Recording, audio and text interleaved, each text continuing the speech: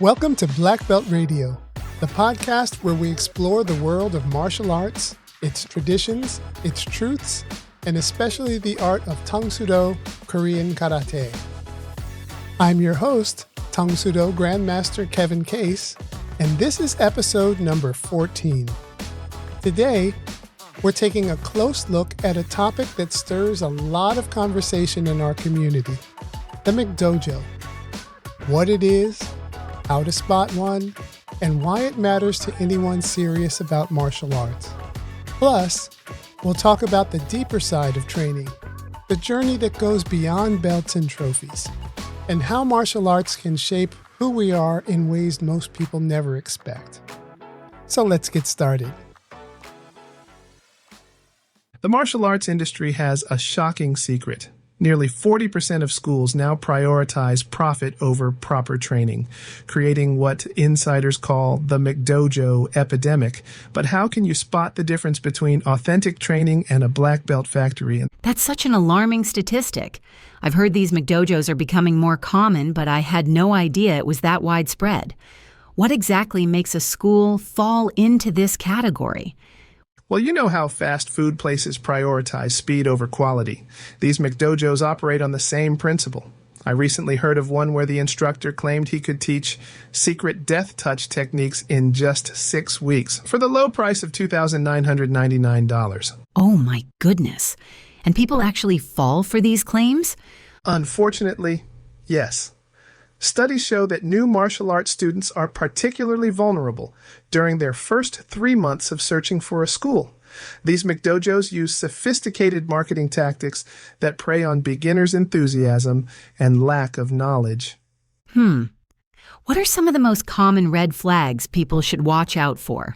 Well, legitimate martial arts experts have identified several key warning signs. First, any school promising a black belt in under 2 years is highly suspicious. Traditional martial arts typically require 3 to 5 years of dedicated training. Then there's the contract issue. Some McDojos lock students into agreements costing upwards of $10,000 over 3 years. That's crazy expensive. What about the actual training quality? Here's where it gets really interesting. In a legitimate martial arts school, instructors spend about 80% of class time on proper technique and fundamentals. But in McDojos, research shows they often dedicate more than half the class to activities that generate additional revenue, like upselling special exclusive classes, which often come with a hefty price on top of regular tuition. So what makes a truly good martial arts school stand out? You know, I recently interviewed several respected martial arts masters, and they all emphasized similar points. Authentic schools focus on progressive skill development, maintain student-to-instructor ratios of no more than 15-1, and have transparent pricing structures. That makes sense. But what about the instructors themselves? How can someone evaluate their credentials? Well, here's something fascinating. Legitimate martial arts organizations maintain public databases of certified instructors. A real master should be able to trace their lineage through verifiable teachers. And get this, studies show that authentic instructors typically have at least 10 years of training before opening their own schools. And I imagine their teaching style would be quite different from these McDojo instructors. Exactly right. The contrast is striking.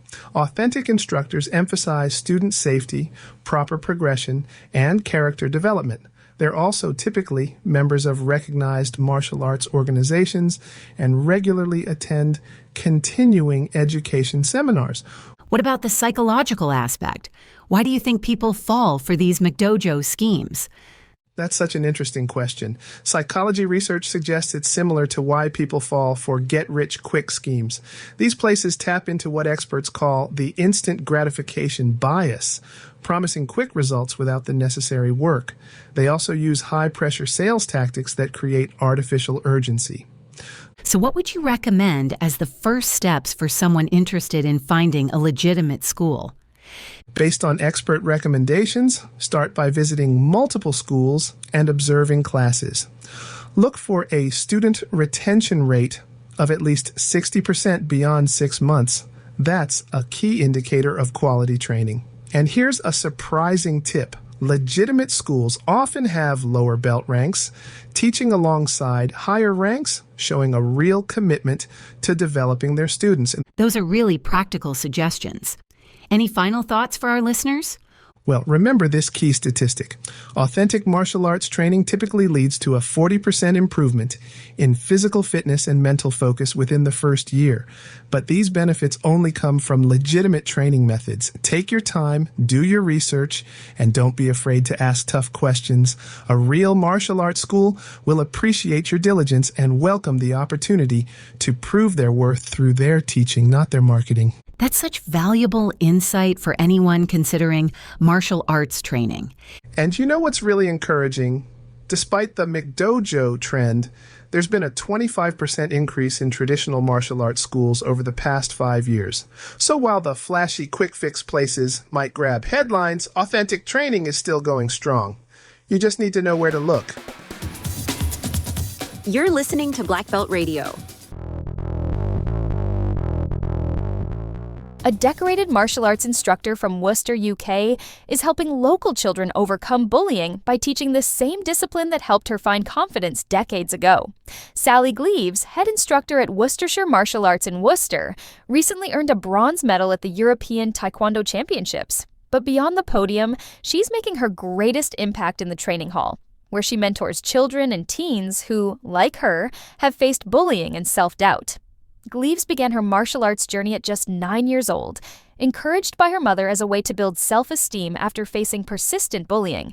What began as a personal outlet soon became a lifelong passion, eventually leading her to open her own martial arts school. For me, martial arts became a safe space, Gleaves said. It helped me through the most challenging periods of my life. Now, I get to offer that same space to young people who need it. Many of the students who train at her club today are referred by parents or schools due to experiences with bullying. Gleaves tailors her classes to focus not just on technique, but also on resilience, confidence building, and emotional growth. When kids come in after a hard day and say, "I'm so glad I came here tonight," that's everything, she explained. They know they're part of something supportive, something bigger than the problems they're facing. Gleaves describes her studio as more than a training facility. It's a community. Students gain strength not only from physical practice, but from a sense of belonging and the relationships they form within the dojang. Watching their progress lifts me up too, she added. I don't always need to hear how they feel. I see it in the way they walk out of class taller than when they came in. With her recent international success, Gleaves is now preparing to represent England at the ITF World Championships in October. But for her, the biggest victories happen quietly, when a student finds their voice, stands a little taller, and realizes they are not alone. Ralph Macchio, best known for his role as Daniel LaRusso in the Karate Kid franchise, has officially earned a black belt in real life. That's right, the actor who helped bring karate into pop culture back in the 1980s has now stepped out of the spotlight and onto the training mat, this time as a true martial artist. Macchio, who played the underdog teen mentored by Mr. Miyagi in the beloved film series, had never earned a black belt during filming. His on-screen moves were choreographed, not tested. But over the last several years, while working on the hit Netflix series Cobra Kai, Macchio began real-world martial arts training under the guidance of certified instructors. And now, after years of practice and dedication, he's earned his black belt the traditional way. Fans are calling it a full-circle moment. What began as a movie role has turned into a personal journey of growth and perseverance. Martial arts experts say this achievement is more than symbolic. It's a powerful reminder that it's never too late to pursue personal goals. And for millions who grew up watching The Karate Kid, it's proof that the lessons of courage, discipline, and never giving up don't just belong in the movies. This is Black Belt Radio. Welcome to this segment of Black Belt Radio. Great to be here. Today, we're going to look pretty closely at an interesting piece by Grandmaster Kevin Case. It's called "The Belt is Not the Goal." Mm-hmm. A really thought-provoking title, actually. It is, isn't it? And the core idea, especially thinking about disciplines like Tang Sudo, is that the belt, the color you wear. It's maybe less important than the actual growth you've experienced getting there. Exactly. It challenges that common focus on just achieving the next rank. Right. So our mission today is sort of unpack why shifting that perspective matters, how it might, well, enrich your whole understanding of martial arts training. Yeah, because the article is very clear. A belt is a symbol. It's a milestone, sure, but it's definitely not the finish line. It's just part of the path. Let's dive into that story Grandmaster Case shares, the one about the brown belt student. Ah, yes. That one really sticks with you. It does. You have this apparently very talented student, really promising, right on the cusp of maybe testing for black belt. And then they just quit, stop coming. Yeah. And the implication seems to be that they got, well, maybe too focused on that destination, the black belt itself. It sounds like maybe the perceived lack of progress towards that specific thing became overwhelming. Like, if I'm not getting the belt soon, what's the point? Which is a trap, right? Because as the article argues, if you only focus on that outcome, what are you missing? Well, you're potentially missing the entire essence of the training, the character building, the discipline you develop, the resilience, all that stuff that happens between the belt tests. That internal transformation. That's what the article really emphasizes, isn't it? Absolutely. It talks about the real victories being things like gaining confidence, conquering fears you didn't even know you could face. Or just the act of showing up consistently, putting in the effort even when nobody's watching or when you don't feel like it. Exactly. Those are the genuine achievements, the article suggests. Much more so than the color of the belt around your waist. Those are the things that last. So if we follow that line of thinking, the belt rank itself, it should be viewed differently. Right. It should be seen more as a reflection, like a snapshot in time. A snapshot. How so? Well, a snapshot of your consistency, your growth up to that point, your ability to apply the techniques and principles you've learned. It reflects where you are on the journey then. Ah, okay. So less like a trophy you win at the end of a race. And more like a marker showing how far you've come and what you've integrated along the way. It's not just about collecting prizes. And in Tang Do, that progress isn't purely physical, is it? The article makes a point about that. Definitely not. It stresses the mental, the emotional, even the spiritual growth that happens or that should happen. So a black belt earned with that kind of holistic development, that deeper intention that's inherently more valuable. Much more so, according to this perspective. It signifies a deeper transformation, not just, ticking off the boxes for the physical requirements. This really changes the role of the instructor too, doesn't it? Hugely. The article suggests instructors should perhaps shift their focus a bit. Less emphasis on just the testing cycle, the timeline for the next belt. And more on what? More on noticing and actively praising the student's growth and effort between those belt levels. Yeah. Recognizing the small wins, the perseverance. So fostering a mindset that's really centered on development, not just promotion. Precisely. Reinforcing that the learning itself is the reward. That makes a lot of sense. And there's advice for parents in there too, which I thought was quite practical. Yeah, that was a great point. Encouraging parents to change the questions they ask. Instead of the default, so when's your next belt test? Right. Ask things like, what did you learn in class today? Or what was challenging? Or even, what part made you feel proud?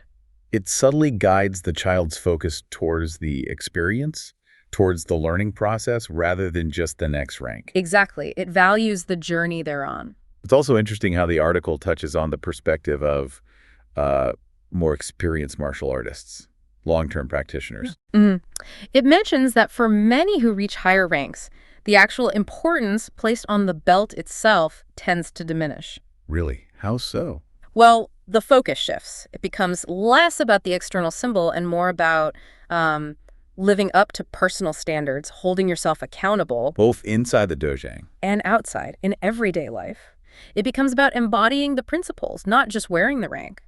The belt is still respected, of course, but the internal standard becomes the primary driver. It's fascinating how all these different angles, the student story, the instructor's role, the parents, the veterans, they all seem to circle back to this one fundamental idea. That the journey is the true goal. Yes. It's about who you are becoming through the practice, through the dedication, the sweat, the challenges overcome, the relationships built. Those experiences that shape you along the way. The belt is, like we said, a marker, a significant one perhaps, but still just a marker on that much longer, richer path.